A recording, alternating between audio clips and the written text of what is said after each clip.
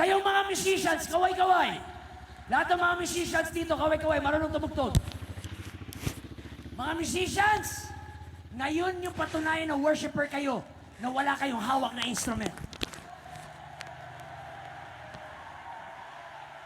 Ang galing nyo tumugtog, pero pag kayo ang nakaupo at hindi pinatugtog, hindi man lang makapagpuri, you are a fake, hypocrite, superficial Christian.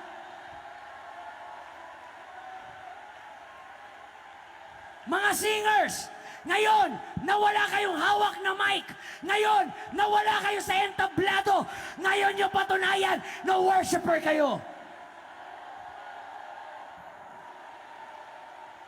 Hindi pa ako tapos.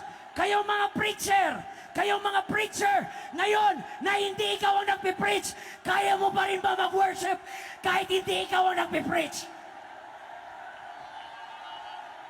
Kaya mo pa rin bang mag-worship kahit hindi ikaw ang nasa spotlight?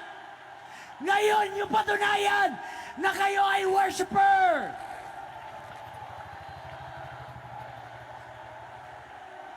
Halabaw ko siya tayo na lahat.